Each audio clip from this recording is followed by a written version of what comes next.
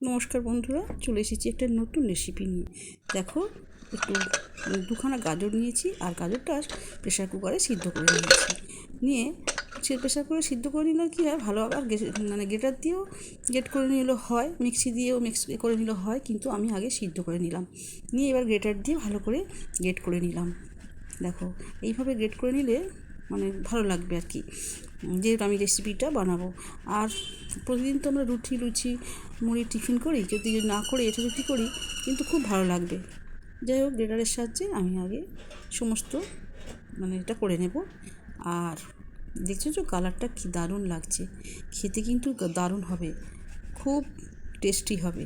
আর এর সাথে আমি কিছুটা পরিমাণ ময়দা মিশিয়ে নেব। দেখো, এই যে ময়দাটা মিশিয়ে নিচ্ছি। আর ময়দাটা মিশিয়ে এবার তার আগে মানে একটা চটকে নিয়ে আর ময়দার সাথে ঢেলে দিলাম। এইবার সব ময়দা আর গাজর সেদ্ধটা হাত দিয়ে ভালো করে আমি মেখে নেব। দেখো, ভালো করে মেখে নেব। নিয়ে এইবার এর সাথে মেখে নিতে হবে আর কি, মোলায়েমভাবে মেখে নিতে হবে, যাতে কোনো রকম ওর মধ্যে মানে গিট না থাকে। সেই জন্য আমি ভালো করে মোলায়েমভাবে মেখে নিচ্ছি আগে। তারপর এর সাথে আমি একটু স্বাদ আনার জন্য একটু নুন দেব। নুন দিলে কিন্তু না স্বাদ হবে না, না দিলে, কারণ সব জিনিসেই আমরা নুন দিই আমরা স্বাদটা ভালো পাওয়ার জন্য। যাই হোক, মোটামুটি আমি মেখে নিলাম, নিয়ে এবার স্বাদ অনুযায়ী নুন দিয়ে দিলাম। আর নুন দিয়েও ভালো করে মেখে নিতে হবে।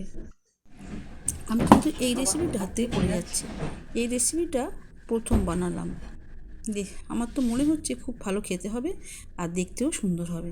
তো যাই হোক, আমি এবার এর সাথে পরিমাণ মতো মানে জাল দেওয়া দুধ, ঘন দুধ আছে, সেটা আমি এর সাথে মিশিয়ে দিলাম। দেখো, ভালো করে এটা মানে সিন্নি করে না, সিন্নির মতো আর কি, ভালো করে মিশিয়ে নিতে হবে। দেখো, এখনও মানে আছে গিট, কিন্তু এর সাথে আবার চিনি দিলাম, দিয়ে আরও ভালো করে এবার কিন্তু ফেটিয়ে নেব। খুব ভালো করে ফেটিয়ে নিতে হবে। পরিমাণ মতো চিনি দিলাম। চিনিটা মানে মনের ইচ্ছা মতো, মানে যে যেমন মিষ্টি খাবে সেই অনুযায়ী চিনিটা দিতে হবে। তো আমিও সেই অনুযায়ী চিনিটা দিলাম, বেশি চিনি কিন্তু দিলাম না। এবার ভালো করে এবার দেখো মিশিয়ে নিয়েছি, ভালো করে কিন্তু মেশানো হয়ে গেছে।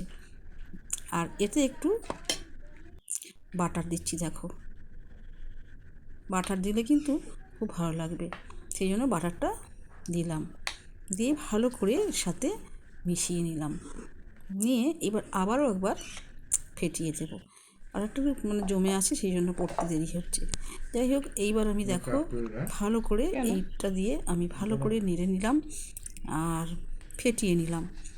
এর সাথে এবার একটু আমি ইনো দেব। দিয়ে দেখো, এই যে অন্য একটা পাত্রে বাটার দিয়ে ভালো করে মেখে নিতে হবে, সুন্দর করে মেখে নেবো গোটা গাটা। তো এইবার আমি দুটো বাটারে কিশমিশ আর কাজু দিলাম, দিয়ে আমি কিন্তু এটা ঢেলে দেবো। আর আরও দুটো চারটে সাথে মেশালাম, আর দুটো চারটে কাজু কিশমিশ আমি এই ব্যাটারের সাথে মিশিয়ে নিলাম। দেখো, এইবার আমি একটু আর একবার ফেটিয়ে নেবো। নিয়ে এর মধ্যে একটু ইনো দিয়ে দেবো। ইনো দিলে কিন্তু খুব ভালো টেস্টি হবে, মানে ফুলে উঠবে। দেখো বন্ধুরা, এইবার আমি ভালো করে এই পাত্রে ঢেলে দিলাম, যেটাতে আমি বাটার মাখিয়েছিলাম, সেই পাত্রে আমি ঢেলে দিলাম। দেখো, এটা হচ্ছে কেক, গাজরের কেক বানাবো। হ্যাঁ, কতখানি হয়ে গেল। আর একটু চাপা দিয়ে রেখে দিলাম। এরপর একটা ওভেনে চাটু বসিয়েছি আর ওতে নুন দিয়েছি, আর ওপরে প্রেশার কুকারটা বসিয়ে দিলাম। দিয়ে এইবার যে বাটিটা দেখো, এই বাটিটা আমি চাপা দিয়ে ভেতরে ঢুকিয়ে দেবো।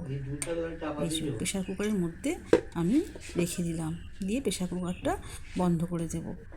আর তারপর আমি ওয়েট করব 30 থেকে 40 মিনিট প্রায় লাগবে। যাই হোক, দেখো প্রায় হয়ে এসেছে। আর আমি চামচ দিয়ে মাঝখানটা দেখে রেখেছি, এই যে খুব সুন্দর ওটা দেখতে লাগছে। আর দেখো, একটু কিন্তু তলায় কিন্তু একটু পড়েছে, দেখো। আর তলাটা একটু কালো হবে, কারণ আমি তো ওখানে বাটার পেপার দিইনি, সেই জন্য হয়েছে। যাই হোক, তবুও কিন্তু খেতে ভালো হয়েছে। দেখো, দেখতে খুব সুন্দর হয়েছে। আর এই মানে রুটি লুচি মুড়ি না খেয়ে যদি আমরা এটা খাই, আমাদের ঘরের হাতের তৈরি ঘরোয়া জিনিস। আমি নিরামিষ করলাম, ডিম দিলেও চলে। দেখো খুব সুন্দর হয়েছে আর খেতে কিন্তু দুর্দান্ত হয়েছে। আমি একটু খেয়ে দেখেছি, তো খুব ভালো হয়েছে। তোমরা পারলে এরকম করে খেও। আর এর সাথে ডিম মেশানো যেতে পারে, কিন্তু আমি ডিম মেশাইনি, আমি নিরামিষই করেছি দুধ দিয়ে। তোমরা ভালো থেকো, সুস্থ থেকো। এই পর্যন্ত।